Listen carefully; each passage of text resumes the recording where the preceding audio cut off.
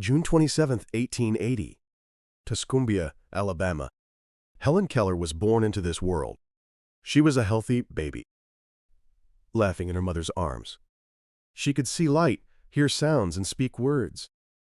No one expected it. That, 19 months later, everything would be taken away. February 1882. Helen's life changed forever. A sudden high fever. Doctors couldn't identify the cause.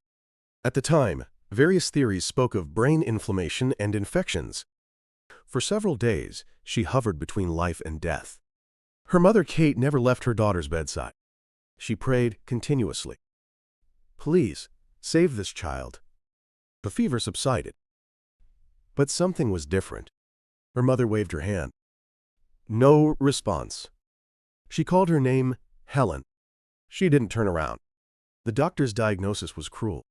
She's lost her sight and hearing. They won't come back. The light disappeared. Sound disappeared. And then words disappeared too. The words she'd learned in 19 months were trapped in her memory.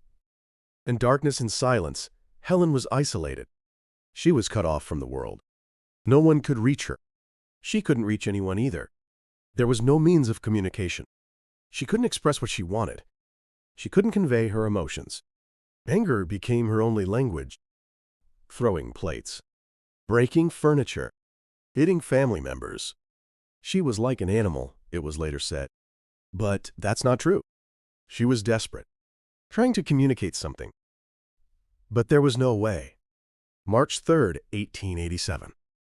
A fateful encounter arrived. Annie Sullivan, 20 years old, a young teacher, just graduated from the Perkins School for the Blind. She herself had once suffered from severe visual impairment. She grew up in poverty and lived in an institution. Surgery restored part of her vision, but she never forgot the pain. That's why she understood. She knew firsthand the suffering of living with severe visual impairment and poverty. Helen rejected her. She pushed away the new teacher's hands. But Annie didn't give up. Annie's strategy was simple. Teach words through touch. She handed her a doll, and then spelled D-O-L-L with her fingers into Helen's hand. Helen imitated it, but she didn't understand. She didn't know that D-O-L-L meant doll. She thought the finger movements were just a game. Annie repeated it again and again.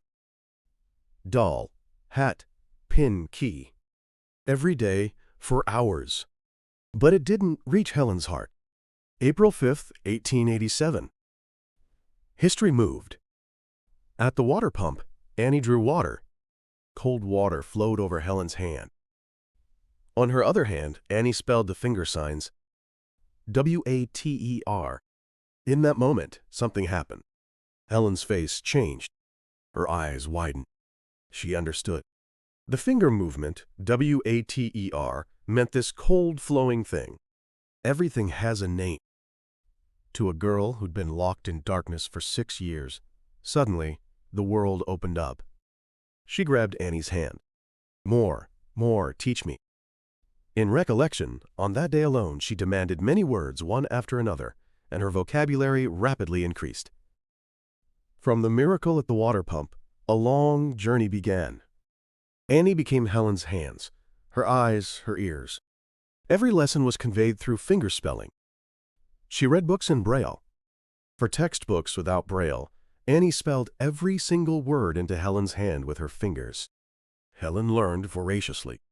She mastered Braille. She mastered English. She mastered French, German, and Latin too. But the most difficult thing was speaking. She couldn't hear sounds. She couldn't hear her own voice. She didn't know how to pronounce. But she didn't give up. She placed her hand on the teacher's lips. She felt the vibrations. She checked the tongue's position. She practiced thousands of times. She failed thousands of times. She got back up thousands of times. 1900. A new battle began. Helen enrolled at Radcliffe College. She was the first deafblind person to enter university. Everyone said it was impossible. How can a deafblind person attend university lectures? But Helen had Annie. Annie conveyed lecture content primarily through tactile signing and fingerspelling and was deeply involved in creating the learning environment. She even took exams in Braille. 8 hours a day, Annie continued spelling words into Helen's hand. Her hands ached. Her eyes grew tired.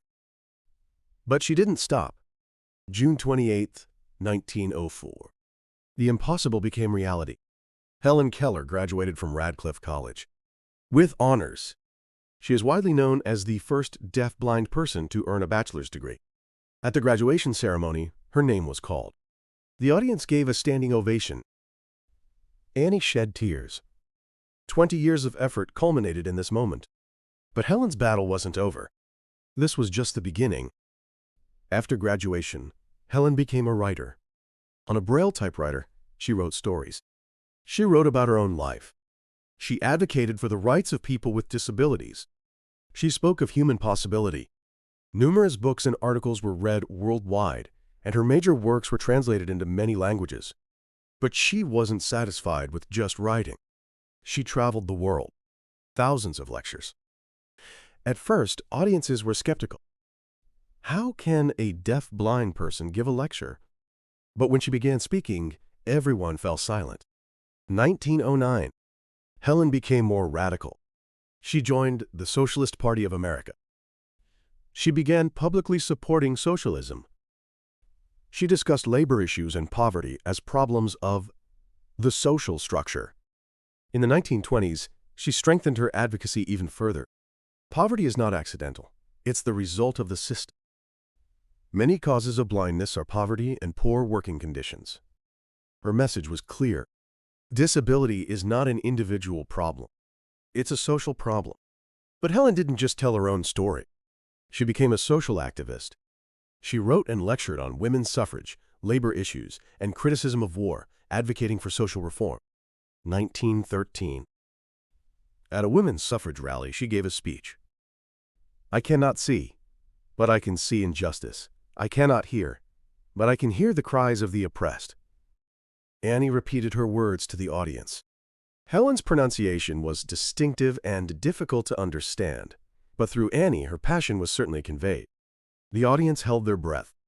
A deaf-blind person speaking about social injustice. That in itself was revolutionary. But the media began to ignore her. The story of a blind deaf girl overcoming her disabilities was welcomed.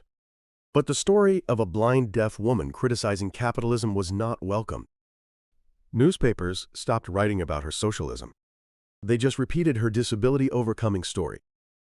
Helen knew, they only love half of me. October 1936. Helen's world became dark again. Annie Sullivan, her longtime companion, passed away. She was 70 years old. For 49 years, Annie had been Helen's hands. Her eyes, her ears. She spelled every word into her hand. She conveyed every world to her. Helen held Annie's hand tightly, the hand that had grown cold. She said nothing. There were no words. But she stood up. She continued her work with Secretary Polly Thompson, carrying on Annie's will. Even after Annie's death, Helen didn't stop. She continued traveling the world. 35 countries. Asia, Europe, Africa, South America. Wherever she went, she delivered the same message. Disability is not an ending, it's a beginning. 1948.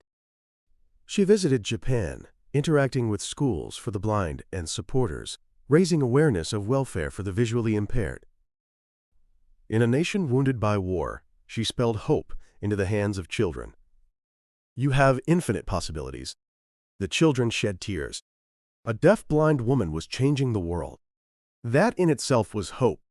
1964. America recognized her. President Lyndon B. Johnson awarded her the Presidential Medal of Freedom. It was America's highest civilian honor. At the ceremony, the president said, Helen Keller has demonstrated the power of the human spirit. But it was ironic. The government praised her overcoming of disabilities, but ignored her socialism. They praised her women's suffrage activism, but ignored her anti-war advocacy. Helen was 84 years old, but she was still fighting. June 1, 1968. Helen Keller passed away. She was 87 years old. At her home in Easton, Connecticut, Arkin Ridge, people gathered from around the world for her funeral. Presidents, prime ministers, people with disabilities, activists. What did she leave behind? Numerous books and articles, words translated into many languages, thousands of lectures, hope for millions of people. But most important is what she proved. Limits don't exist in the body. Limits don't exist in the mind either. Limits are created by society. And society can be changed. So what can we learn from this story? Helen Keller was the world's most famous person with disabilities. But at the same time, she was also the most ignored socialist. Society only loved half of her. They loved the hero who overcame disabilities. But they ignored the activist who criticized capitalism. Modern researchers are also reassessing her. She wasn't a miraculous saint, but a fighting human being with contradictions and flaws. What does this mean? We conveniently remake our heroes. We keep only the parts that comfort us and erase the inconvenient parts. But Helen cannot be divided. Her overcoming of disabilities and her passion for social change were the same thing. A deaf-blind girl used learning and words as weapons to reach out to the world. That's not a miracle. That's the power of human will. Current international thinking organizes disability not as an individual defect, but as something that arises from interaction with environment and systems. That's why arranging information access and reasonable accommodation becomes a concrete strategy for changing society. Now, technology is making real the world without walls that Helen dreamed of. AI and haptic technology are bringing new light and voice. So I want to ask you, people want to create heroes convenient to themselves. But true heroes always speak inconvenient truths. Are you only loving the convenient parts of your heroes? Or are you accepting the whole, including the inconvenient truths? If disability is a product of society, what can we do? Let me hear your thoughts in the comments. Thank you for staying until the end. Helen Keller turned the disability of deaf-blindness into a weapon. Her story teaches us that limits exist not in the mind, but in society. This channel explores the wisdom left by history's giants and provides strategies you can apply to your own life. Please subscribe to the channel and turn on notifications. In the next video, I'll bring you more practical wisdom to learn from history. Until next time.